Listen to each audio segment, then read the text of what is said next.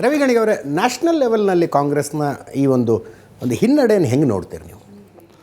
Sir strategy ಒಂದು ಕಾಲದಲ್ಲಿ ಹೆಂಗೆ ದೇಶವನ್ನು ಆಳಿದಂಥ ಸರ್ ಅದು ಕರೆಕ್ಟ್ ಸರ್. ನೋಡಿ ಸರ್, ನಿಜಲಿಂಗಪ್ಪ ಒಪ್ಕೊಂಡವರು ಮುಂದೆ ಒಪ್ಕೋಬೇಕಾದ್ರೆ ಯಡಿಯೂರಪ್ಪನೇ ಬರಬೇಕಾಯ್ತು. ದೇವೇಗೌಡರನ್ನ ಒಪ್ಕೊಂಡವ್ರು ಕುಮಾರಸ್ವಾಮಿನ ಒಪ್ಕೊಂಡ್ಬಿಟ್ರು. ಜನ್ರೇಷನ್ ಗ್ಯಾಪ್ ಆಗಿದೆ. ಈಗ ಇಂದಿರಾ ಗಾಂಧಿ ಏನು ಮಾಡಿದ್ರು ಏನೂ ಮಾಡಿಲ್ಲ ಅಂದ್ಬಿಡ್ತಾರೆ. ಮಹಾತ್ಮ ಗಾಂಧಿ ದೇಶದ ಮಹಾತ್ಮನೇ ಅಲ್ಲ ಅಂದ್ಬಿಡ್ತಾರೆ. ನೆಹರು ಏನು ಮಾಡಲೇ ಇಲ್ಲ, ಅವ್ರು ಬರೀ ಸಿಗರೇಟ್ ಹೊಡ್ಕೊಂಡು ನಿಂತಿದ್ರು ಅಂದ್ಬಿಡ್ತಾರೆ. ಜನ್ರೇಷನ್ ಗ್ಯಾಪ್ ಆಗಿದೆ. ಈಗ ಬಿ ಜೆ ಪಿಯ ಮೇಲೆ ನಾವು ಫೈಟ್ ಮಾಡೋಕ್ಕೆ ಹೊಸ ಸ್ಟ್ರಾಟಜಿಯನ್ನು ನಮ್ಮ ಪಕ್ಷ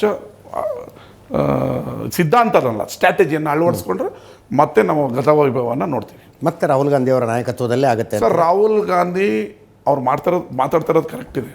ಇವ್ರು ಏನು ಮಾಡ್ಬಿಟ್ಟಿದ್ದಾರೆ ಅಂದರೆ ಅವ್ರು ಮಾತಾಡೋದೆಲ್ಲ ಒಂಥರ ಈ ಕಾಮಿಡಿ ಥರ ಮಾಡಿಬಿಡ್ತಾ ಇದ್ದಾರೆ.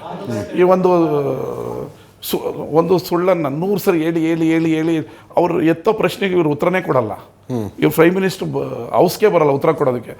ಡಿಬೇಟ್ ನಾನು ಇಷ್ಟು ಜನ ಕೂತಿದ್ದಾರೆ ಅಂತ ಅಜಿತ್ ಅವರೇ, ನಾನು ಇಷ್ಟು ಜನ ಕರೆದಿ ನಾನು ಬರಲ್ಲ, ನಾನು ನಿಮ್ಮ ಬರೋತ್ರನೇ ಮಾತಾಡ್ತೀನಿ ಅನ್ನೋಕ್ಕಾಗಲ್ಲ. ಪ್ರಜಾಪ್ರಭುತ್ವ. ಇವ್ರ ಮನಸ್ಸಲ್ಲಿ ಏನು ಪ್ರಶ್ನೆ ಬರುತ್ತೋ, ಅವ್ರ ಮನಸ್ಸಲ್ಲಿ ಏನು ಪ್ರಶ್ನೆ ಬರುತ್ತೋ ನನಗೆ ಗೊತ್ತಿಲ್ಲ. ನೀವು ಯು ಫೈಟ್. ಬಾಂಗ್ಲಾದೇಶದಲ್ಲಿ ಹಿಂದೂಸ್ ಹತ್ರ ನೀವು ಮಾತಾಡಲ್ಲ. ನೇಪಾಳ ಎದುರಿಸ್ತಾ ಇದೆ ಬಾಂಗ್ಲಾದೇಶನ. ನೀವು ಮಾತಾಡ್ತೀರಾ? ಪಶ್ಚಿಮ ಬಂಗಾಳ ಎಲೆಕ್ಷನ್ ಡೇಟ್ ಅನೌನ್ಸ್ ಆಗಿದೆ ಸಹ ಮಾತಾಡ್ತೀರಾ? ನಾನು ಈ ದೇಶದ ಹಿಂದೂ ಆಗಿ ನನಗೆ ಕೆಲವೊಂದು ವಿಚಾರದಲ್ಲಿ ನೋವಾಗುತ್ತೆ. RSS the very strong base ಇರುವಂಥ ಸಂಸ್ಥೆ.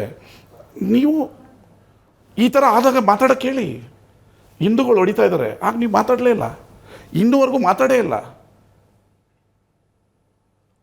ಅದು ಕೇಡರ್ ಬೇಸ್ ಪಾರ್ಟಿ ಆಗಿದೆ, ನಿಮ್ಮದು ಲೀಡರ್ ಬೇಸ್ ಪಾರ್ಟಿ ಆಗಿದೆ. ಆ ಕಾರಣಕ್ಕೆ ಈ ಸಮಸ್ಯೆ. ನಮ್ಮದು ಕೇಡರ್ ಇರೋದಕ್ಕೆ 100 ವರ್ಷ ಬಂದಿದ್ದದು. ಸ್ವತಂತ್ರ ಹೋರಾಟದಲ್ಲೆಲ್ಲ ಭಾಗಿಯಾಗಿರೋದಕ್ಕೆ ಬಂದಿರೋದು. ಜನ್ರೇಷನ್ ಗ್ಯಾಪ್ ಆಗಿದೆ. ಬುಕ್ ಓದಬೇಕು. ನಿಮ್ಮ ಟೇಬಲಲ್ಲಿ 500 ಬುಕ್ ನೋಡಿದೆ ನಾನು. ನನಗೆ ನಿಮ್ಮ ಮೇಲೆ ಪ್ರೀತಿ ಬಂತು. ಬುಕ್ ಓದಾಗ ನಮ್ಗೆ ಇತಿಹಾಸ ಗೊತ್ತಾಗೋದು. ಬೆಳಗ್ಗೆ ಎದ್ದು 20 ಪೇಪರ್ ಓದಿದ್ರೆ ನಮ್ಗೆ ಈ ರಾಜ್ಯದಲ್ಲಿ ಏನಾಗಿದೆ ಅಂತ ಗೊತ್ತಾಗೋದು. ನಾವೇನಿಲ್ಲ, ಯಾರೋ ಹೇಳ್ದವನೋ ಇಲ್ಲ ಫೋನಲ್ಲಿ ಹೇಳ್ದವನೋ ವಾಟ್ಸಪ್ಪಲ್ಲಿ ನೋಡಿದ್ದು ಕೇಳೋಕೆ ಹೋದ್ರೆ ಅರ್ಧಂಬರ್ಧ ಆದಂಗೆ ಆಗುತ್ತೆ.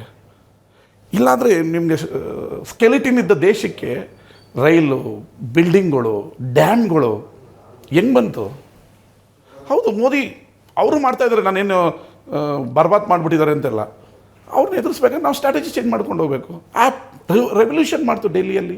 ಪಂಜಾಬರ ರೆವಲ್ಯೂಷನ್ ಮಾಡ್ತು. ಅದೇ ಡೆಲ್ಲಿಲಿ ಸೋಲ್ಸಿದ್ರು. ನಾವು ಈ ದೇಶನ ಒಂದು ಹಂತದಲ್ಲಿ ತೊಗೊಂಡೋಗ್ಬೇಕು. ಚುನಾವಣೆಗೆ ವಸ್ತು ಆಗಬಾರ್ದು.